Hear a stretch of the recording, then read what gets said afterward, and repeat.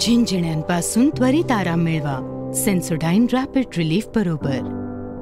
ज्या बातम्या समोर येत आहेत आणि त्याच्यातनं आपण काही मीडियाच्या माध्यमातून म्हणणं मांडण्याचा प्रयत्न होतोय किंवा करताय, मला असं वाटतं की या बाबतीतली पूर्ण माहिती ही माननीय एकनाथ शिंदे साहेबांनी काल रात्री 1:30 वाजता प्रसारमाध्यमांना दिलेली आहे. अतिशय सकारात्मक चर्चा झालेली आहे आणि माननीय एकनाथ शिंदे साहेबांनी घेतलेली भूमिका परवाच अख्ख्या महाराष्ट्राला, सगळ्या पक्षांना आणि देशांना देखील कळलेली आहे. तर मला असं वाटतं की याच्यावर अजून नव्यानं काही सांगावं असं मला वाटत नाही. कालची चर्चा ही सकारात्मक आहे. पुन्हा एकदा माननीय शिंदे साहेबांबरोबर, देवेंद्रजींबरोबर, अजितदादांबरोबर चर्चा होईल आणि लवकरात लवकर मंत्रिमंडळ स्थापन होण्याचा निर्णय काही कालावधीमध्ये होईल याची मला पूर्ण खात्री आहे. परंतु जे काही वाटप झालं, हे खातं याला मिळालं, ते खातं त्याला मिळालं, म्हणजे खाती वाटप पण तुम्ही करून टाकलेलं आहे. तर मला असं वाटतं की तशी चर्चा तिथं झालेली नसावी आणि चुकीचं कुठं रेकॉर्डवर राहू नये. परंतु माननीय शिंदे साहेबांना सन्मानपूर्वक चर्चेला बोलवलेलं होतं, सन्मानपूर्वक त्यांच्याशी चर्चा झालेली आहे. तिन्ही नेते मंडळी त्या ठिकाणी उपस्थित होती आणि लवकरात लवकर मंत्रिमंडळ स्थापण्याचा निर्णय हा राज्यपातळीवर होईल याची पूर्ण खात्री मला आहे.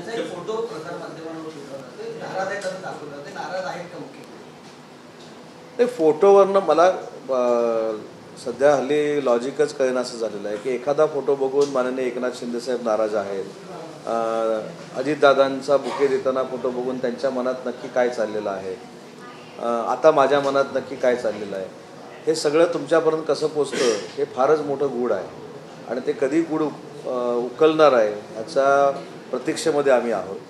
मला असं वाटतं की काल मुख्यमंत्री महोदय ज्यावेळी अमित शहा साहेबांना भेटले ते अतिशय चांगलं वातावरण होतं, सकारात्मक वातावरण होतं.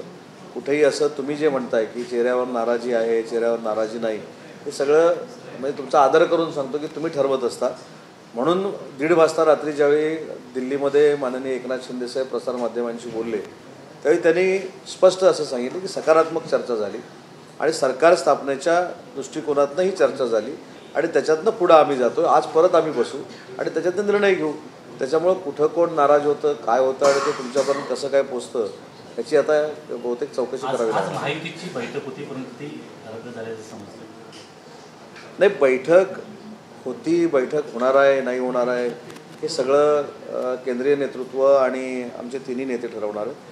त्याच्यामुळं बैठक होईल की नाही याच्याबद्दल शंका व्यक्त करण्यापेक्षा आपल्याला निर्णय अपेक्षित आहे आणि तो निर्णय लवकरात लवकर होईल. एकनाथ शिंदे उपमुख्यमंत्रीपद स्वीकारण्यासाठी तयार आहेत का? केंद्रीय नेतृत्वाने त्यांची काही याबाबतीत मनधरणी केली आहे का? तुम्ही स्वीकारा म्हणून शिंदे साहेब म्हणाले होते की जे केंद्रीय नेतृत्व ठरवतं ते निर्णय मान्य असतात. उपमुख्यमंत्री जे केंद्रीय नेतृत्वानं ठरवलेलं असेल ते शिंदे साहेबांना माहीत असेल आणि शिंदे साहेबांच्या मनातलं काय ते केंद्रीय नेतृत्वाला माहिती असेल.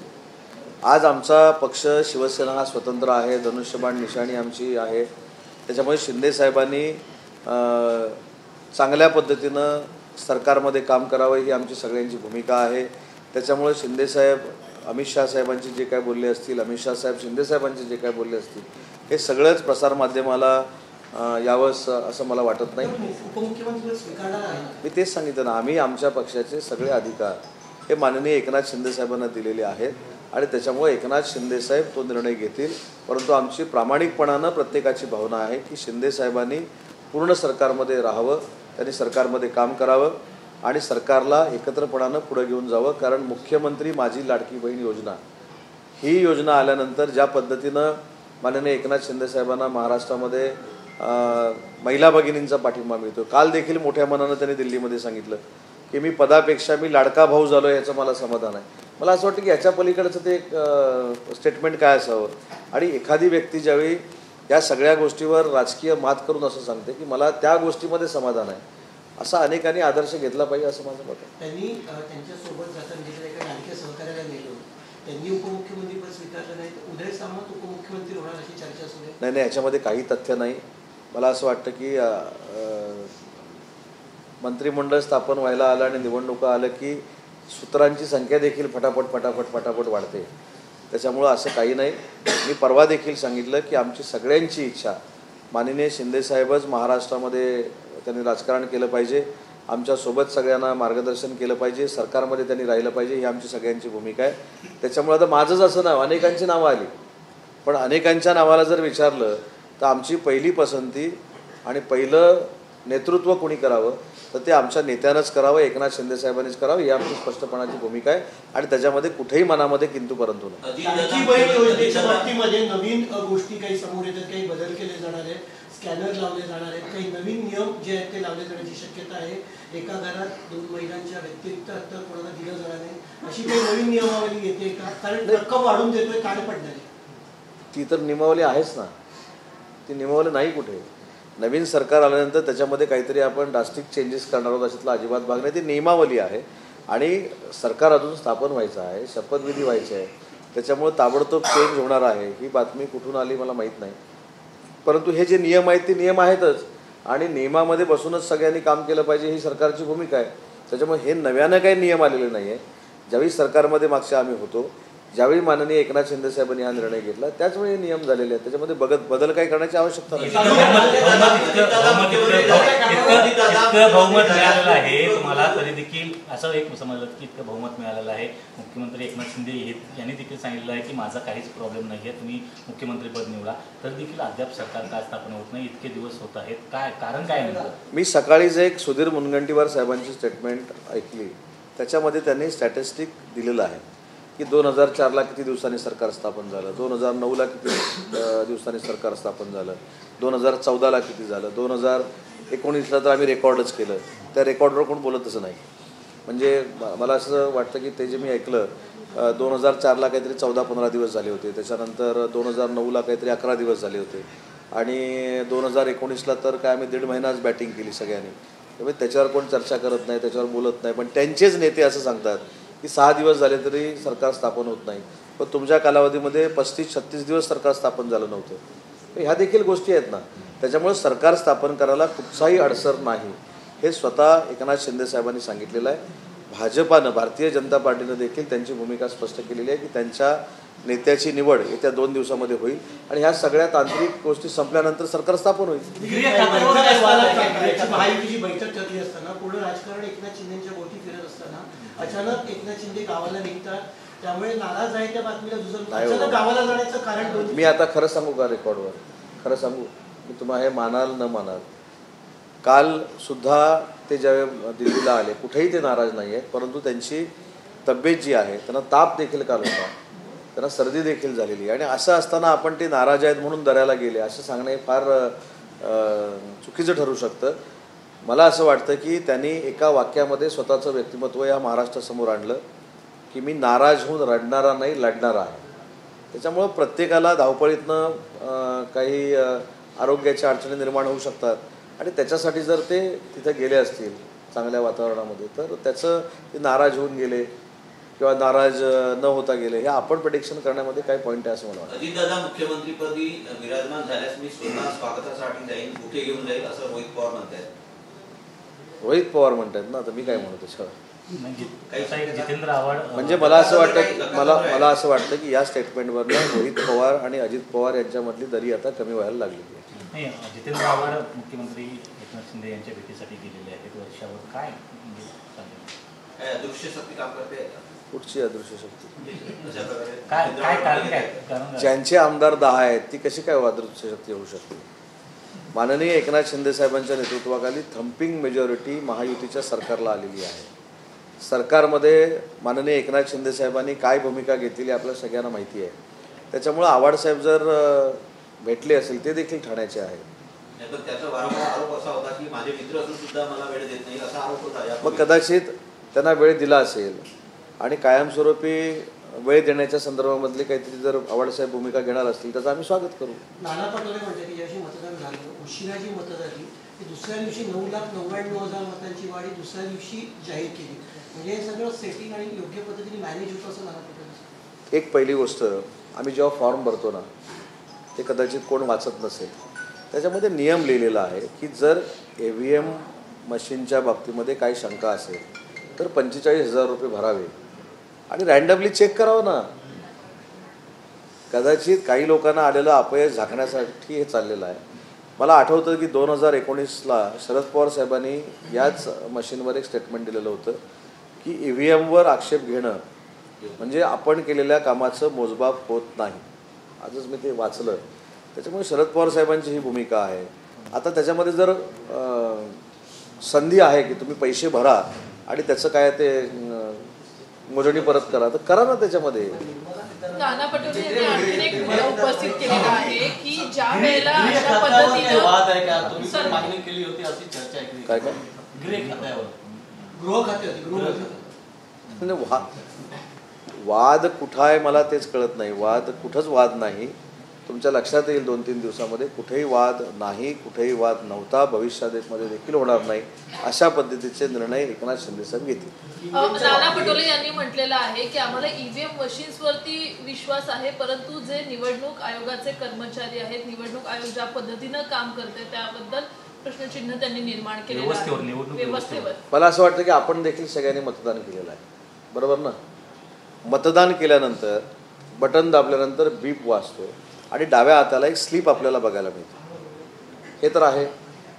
मग अजून ती पारदर्शकता काय असावी? नाही, जे 5 नंतरचं जे वाढलेलं मतदान आहे त्या संदर्भात प्रश्न उपस्थित केला. मी मॅडमने जो प्रश्न विचारला त्याचं उत्तर दिलं की EVM मशीनवर आमचा आक्षेप नाही. मग आक्षेप आहे कशावर? व्यवस्थेवर. स्वतः ज्यावेळी पराभवाला आपण सामोरं जातो त्यावेळी स्वतःची मानसिकता हे पराभव स्वीकारण्याची असली पाहिजे. दुर्दैवानं पराभव झाला की ती यंत्रणा योग्य नाही, ते कर्मचारी अयोग्य आहे, ते यंत्रणेवर काम करणारे कर्मचारी अयोग्य आहेत, हे सारखं सारखं सांगून उपयोगाचं नाही. शेवटी आपण पण आत्मचिंतन करणार आहोत की नाही, आत्मपरीक्षण करणार आहोत की नाही. मला सांगा की 2 भाऊ लढले, एक धीरज देशमुख साहेब लढले आणि एक अमित देशमुख साहेब लढले. जर EVMमध्ये काहीतरी घोटाळा करून करायचं असतं तर मग एक भाऊ निवडून आला आणि एक भाऊ कसा काय पराभूत झाला, याचं उत्तर देखील दिलं पाहिजे. त्याच्यामुळे असं काही होत नाही. मला असं वाटतं की ही आपण आपल्या नेतृत्वाखाली आलेलं अपयश झाकण्याचा एक पर्याय काढलेला आहे. 45,000 रुपये की 50,000 रुपये भरून EVM रँडमली चेक केलं जातं, तसं त्यांनी करावं.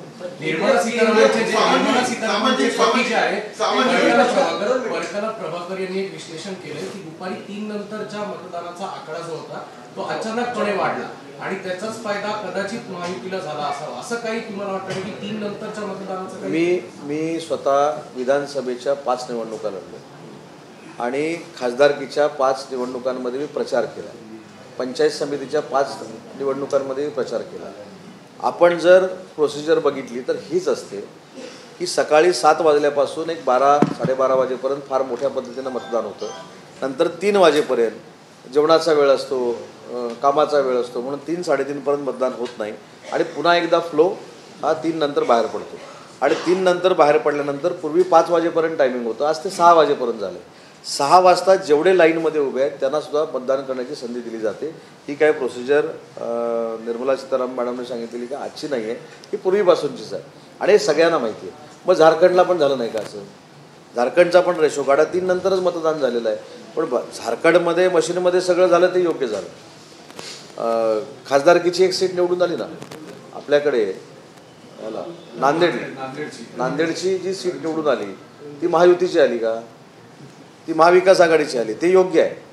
आणि तिथले खाली 2 आमदार महायुतीचे निवडून आल्यानंतर ते चूक आहे. मला असं वाटतं हा पोरखेळ आहे, त्याच्या पलीकडे काही नाही. 45,000 रुपये भरावे आणि रँडमली EVM चेक करा.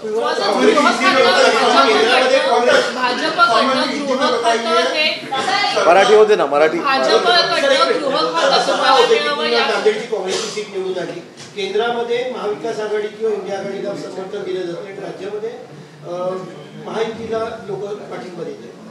मला असं वाटतं की ती पण जागा पोस्टल मतामध्ये निवडून आली. त्याच्यामुळे ठीक आहे, आम्ही ते आत्मचिंतन करू ना.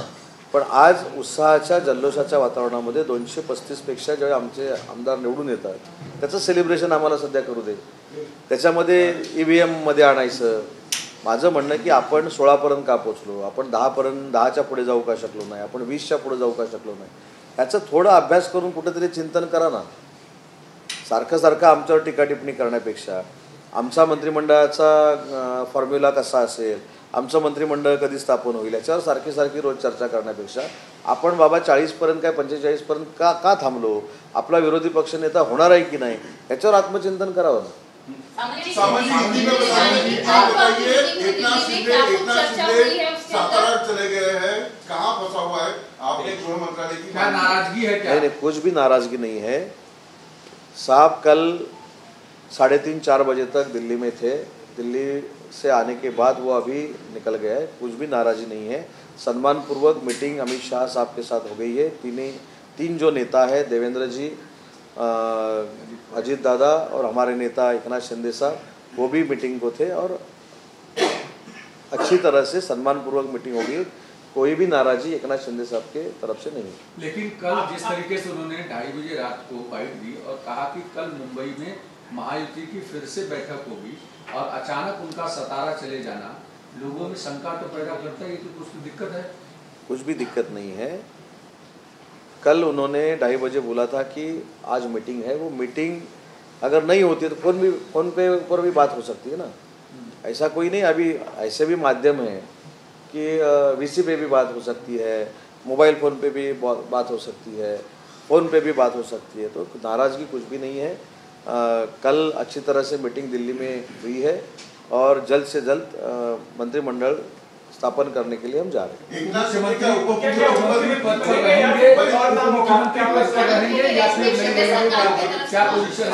हम सब जो 60 MLAs है, उन्होंने ये सब अधिकार पूरे एकनाथ शिंदे साहब को दिए हैं। एकनाथ शिंदे साहब ने महाराष्ट्र की राजनीति में, सरकार में रहना चाहिए, ये हमारी मांग है सबकी।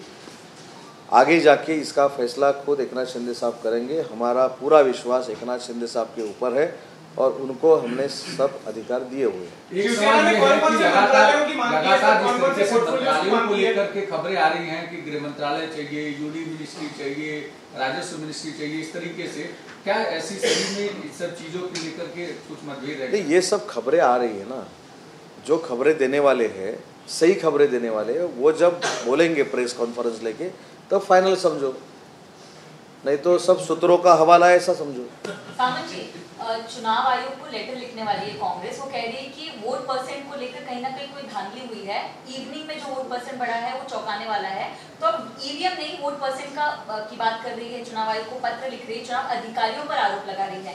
क्या कहेंगे इसको लेकर? आज पत्र भी नाना पटोले ने दिया है मुख्य चुनाव अधिकारी। नहीं, उनके पास अभी टाइम बहुत है खत लिखने के लिए, पत्र लिखने के लिए, लेकिन हर एक इलेक्शन में ऐसा ही होता है। सुबह से 7 बजे से 12 साढ़े 12 बजे तक वोटिंग ज़्यादा होता है, बीच में कम होता है, बाद में 3 बजे के बाद 5 बजे तक या 6 बजे तक वोटिंग ज़्यादा होता है। तो ये हर इलेक्शन में होता है, झारखंड में भी हुआ है, तो ये महाराष्ट्र में हुआ है ऐसी बात नहीं है। और महाराष्ट्र में जो नांदेड़ की सीट थी एमपी की, वो तो जीत गई, तो वहाँ ईवीएम अच्छा था। अमित जी देशमुख साहब और धीरज देशमुख साहब दोनों लड़ रहे थे, उसमें से एक पराभूत हो गया और एक जीत गया। अगर ऐसा कुछ करना था तो दोनों भाइयों के साथ होता ना। तो ये सब ठीक है, अभी मॉरल कार्यकर्ताओं को सपोर्ट देने के लिए सब ये बातचीत चल रही है, ये सब राजनीति है और उसमें उनको सफलता नहीं मिली। संजय राउत ने ट्वीट किया है कि ईवीएम का मंदिर बने और मोदी शाह की उसमें मूर्तियां लगे, आपके ऊपर पंच किया है। पहले ये ठीक है, ये सब मंदिर बनाएंगे, क्या बनाएंगे, सब ठीक है, लेकिन महाराष्ट्र की जो जनता है उन्होंने किसको वोट दिया है, जो उनका पवित्र वोट था वो किसको मिला है, ये भी उन्होंने देखना चाहिए। अभी मैंने बोला कि नांदेड़ में महाविकास आघाड़ी की जीत हुई एमपी की, वहाँ ईवीएम अच्छा था, झारखंड में ईवीएम अच्छा था, ये सब एमपी के इलेक्शन में जीते तब ईवीएम अच्छा था, अभी ईवीएम अच्छा नहीं है।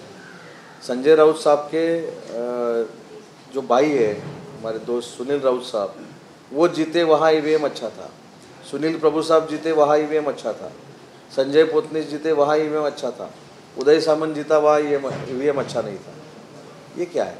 तो ठीक है, वो ट्वीट करने के लिए और खुद का समाधान करने के लिए ठीक है, लेकिन जो मैंडेट महाराष्ट्र की जनता ने दिया है उसका आत्मचिंतन और आत्मपरीक्षण उन्होंने करना चाहिए। मुख्यमंत्री और दो मुख्यमंत्री का जो फॉर्मूला पहले था, क्या उसी फॉर्मूले पर शिवसेना आगे बढ़ रही है क्या, या फिर इसका जवाब मैंने पहले ही दिया है कि एकनाथ शिंदे साहब को पूरे अधिकार हमने दे दिए हैं। एकनाथ शिंदे साहब जो फाइनल करेंगे, जो राजनीति में तय करेंगे, उसका पूरा समर्थन हम सब एमएलए और शिवसेना करेगी। सर मंत्रिमंडल में रहेंगी क्या? मंत्रिमंडल में रहेंगी क्या? आपकी बात हुई रहेगी, आपने उनको बताया, तो नेता बताया रहना बहुत जरूरी है। ये पूरा अधिकार हमने उनको दिया है, लेकिन उन्होंने मंत्रिमंडल में रहना जरूरी है। वो हमारे नेता है, महाराष्ट्र के लीडर है। उन्होंने मुख्यमंत्री लाडली बहना जो योजना लाई है उनके दिमाग से आई है, इसलिए उनको देखने वाला, पहचानने वाला और मानने वाला वर्ग जो महाराष्ट्र में वो बहुत बड़ा है। शिवसेना भी उनकी वजह से ही बड़ी है, इसलिए उन्होंने सरकार में रहना हमारे लिए बहुत जरूरी है। सावंत जी, कांग्रेस के नेता कह रहे हैं कि एक पैटर्न होता है, झारखंड जैसा छोटा राज्य ले लो और महाराष्ट्र जैसा बड़ा राज्य ले लो तो इस गलतफहमी को कोई समझ नहीं पाएगा। ये कांग्रेस के नेताओं का बयान, इस पर क्या कहेंगे? नहीं, उनके पास टाइम ही है अभी बयान देने के लिए। ये ऐसा है कि झारखंड उधर दिया, महाराष्ट्र इधर लिया, ये कॉलेज का इलेक्शन है, तो ये ईवीएम का इलेक्शन है। और सुप्रीम कोर्ट ने भी बोला है कि ईवीएम के बारे में, जब ईवीएम रिजल्ट उनके बाजू से लगता है तो ईवीएम अच्छा है, उनके बाजू से नहीं लगता तो ईवीएम बुरा है। ये ऐसा नहीं होना चाहिए, सुप्रीम कोर्ट ने खुद बोला है। सर, वक्फ बोर्ड के लिए 10 करोड़ आवंटित किया जाता है, फिर जीआर वापस ले लेते हैं, क्या कारण है? नहीं, उसकी इन्फॉर्मेशन मेरे पास अभी नहीं है। वो इन्फॉर्मेशन लेने के बाद बोलना उचित रहेगा, और उसके बारे में जो कुछ हमारी भूमिका है वो हम बोल देंगे। 2 तारखेला शपथविधी होण्याची शक्यता आहे का, किंवा तसा काही मुहूर्त 2 तारखेला काढलाय का? आहे का तसा काही मुहूर्त? आम्ही सध्या तरी कुठचा मुहूर्त काढलेला नाही, पण तुमच्याकडनं मला आता कळलं की 2 तारखेला असा काहीतरी मुहूर्त काढलेला आहे। तर तसा चांगला असेल तर आम्हाला द्या, आम्ही तोच सांगू ना ती किती नेता। जर 2 तारखेला करायचं असेल या वेळेत करा। मराठी 2 प्रश्न। पहिला, मुस्लिम बहुल एरियामध्ये 38 ठिकाणी निवडणूक लढली, त्याच्यामध्ये 21 ठिकाणी महायुतीला यश मिळालं। मग बटेंगे तो पटेंगेच्या वोट जिहाच्या घोषणेनंतर हे इतकं यश कसं मिळालं? एक गोष्ट की 6.5% मतदान हे महिला भगिनींचं, लाडक्या बहिणींचं वाढलेलं आहे। लोकसभेला जे आम्हाला जे काही मतांची आकडेवारी दिसली, आम्हाला कळली, त्याच्यामध्ये वैयक्तिक प्रत्येक उमेदवारानं स्वतः ग्रासरूटला जाऊन काम केलेलं आहे, मताची टक्केवारी वाढवलेली आहे। शिवसेना, भाजप, राष्ट्रवादी काँग्रेस पार्टी, RPI आणि आमच्या सगळ्या मित्रपक्षांनी प्रामाणिकपणानं काम केलेलं आहे। त्याच्यामुळे जे आमचं लोकसभेच्या इलेक्शनमध्ये दुर्लक्ष झालं ते या इलेक्शनमध्ये दुर्लक्ष झालं नाही। माननीय एकनाथ शिंदे साहेब असतील, देवेंद्रजी असतील, अजितदादा असतील, यांनी देखील अतिशय चांगल्या पद्धतीनं सभा घेतल्या, अनेक ठिकाणी ते गेले आणि त्याची प्रचिती पूर्ण महाराष्ट्रामध्ये आलेली आहे। नरेंद्र मोदी साहेबांनी सभा घेतल्या, अमित शाह साहेबांनी सभा घेतल्या, योगी साहेबांनी सभा घेतल्या, त्याच्यामुळे पर्सेंटेज आमचं वाढलं आणि आम्ही सत्तेमध्ये आलो। तुमचे नेते भेटायला येतात शिंदे साहेबांना, ठीक आहे, पण जितेंद्र आव्हाड जे सातत्यानं तुमच्यावरती अतिशय हार्ड टीका करतात, ते आता एकनाथ शिंदेला भेटायला वर्षावरती काय चाललंय? मन की बात आहे का? मन की बात आहे का? आव्हाड साहेब हे राष्ट्रवादी काँग्रेस पार्टी, शरद पवार गटाचे नेते आहेत, ते ठाण्याचे आमदार आहेत। साहेब देखील ठाण्यामधनंच 1,20,000 मतांना निवडून आलेले आहेत। त्याच्यामुळे राजकारणामध्ये मैत्री असू शकते ना, मित्रानं मित्राला दुसऱ्या पक्षामध्ये असल्यानंतर भेटू नये ही काय आचारसंहिता नाही आहे।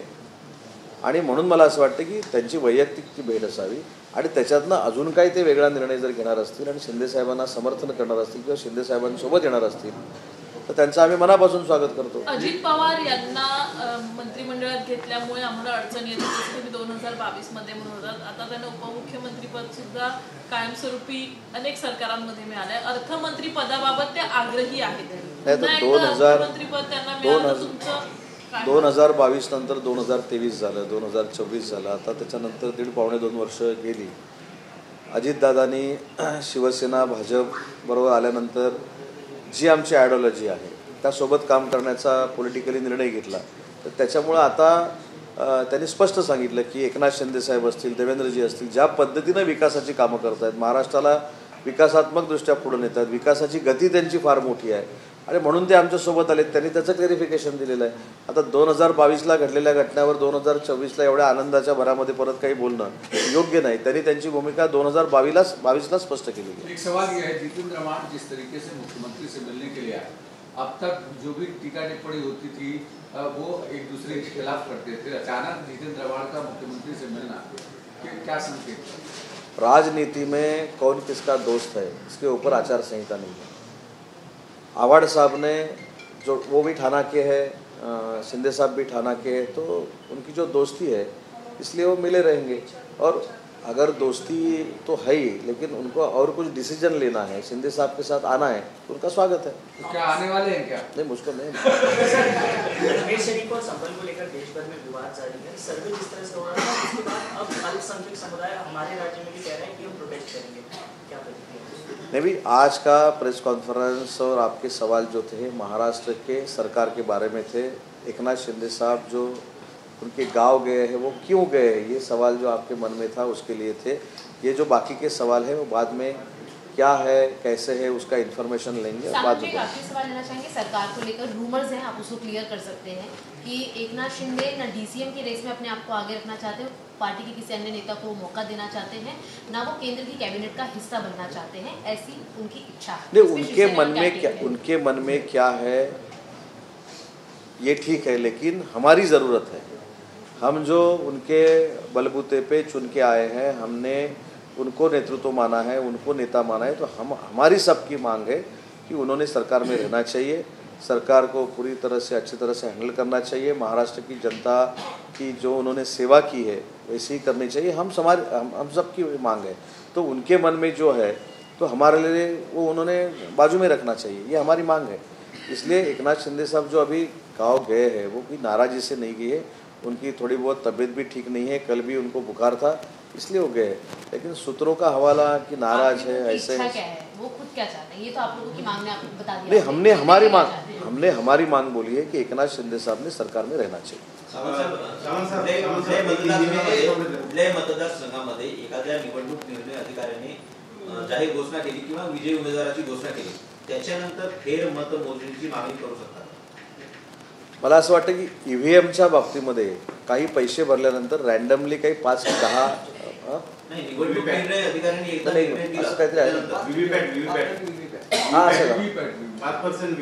तेच ना, त्याच्यामुळे ती संधी आपल्याला आहे ना।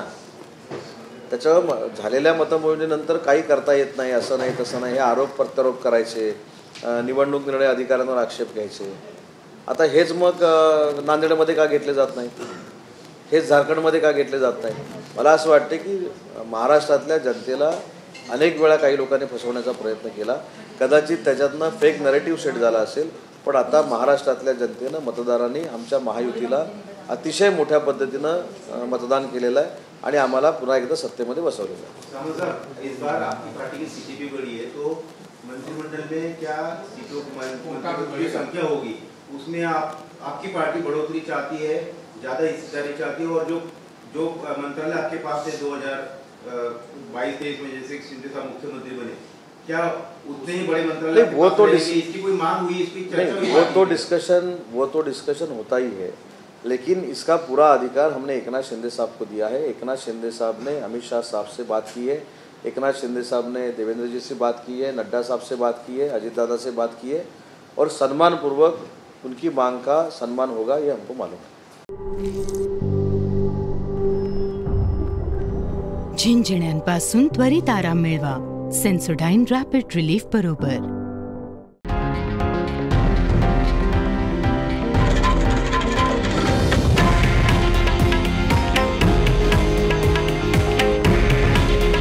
हे आहे देशातील नंबर 1 न्यूज नेटवर्क आणि आपण पाहत आहात TV9 मराठी। काळजी तुमची, हित महाराष्ट्राचं।